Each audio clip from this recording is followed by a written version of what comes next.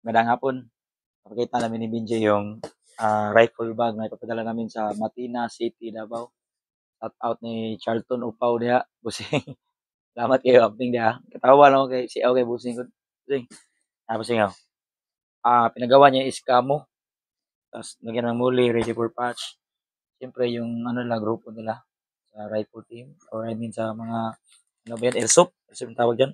So naka-hand carry, naka-stick handle, naka-backpack, airflow. So, tatanong kayo, yung ginagamit namin zipper at saka accessories by ikipon.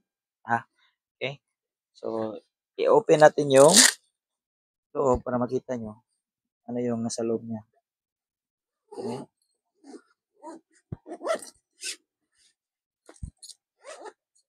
Ito yung loob niya. Nag-hold sa rifle. Yan. So, yung take ng foam is nasa 20 mm foam. Yan, 20 mm foam natin.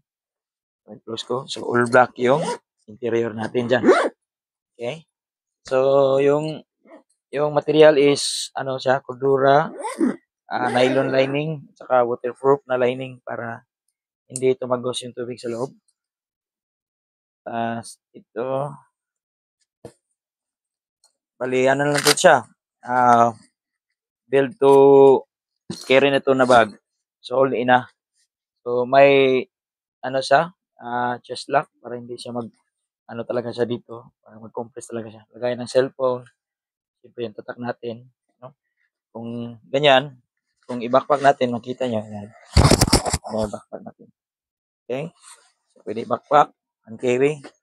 Actually, yung take ng foam nito is pwede siya i-travel na by airline. Pali, hindi na rin lugi rin si sir sa ano, sa trabaho. Tapos, lagyan namin ng pyramid. Yung bottom. Para maganda siya sa protection, hindi rin sa madaling madumihan. Okay? So, yan. Molate, yung details niya. Pakita yung details. Hindi. Ito yung details lahat-lahat ng bag.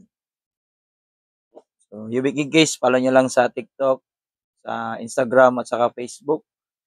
PM nyo lang. Yung kami. Basta kaya lang sa handmade, mag-custom kami. Ha? Ingat kayo lagi dyan. So, daghang salamat. Papunta to ng Matina City, Davao. Rock and roll.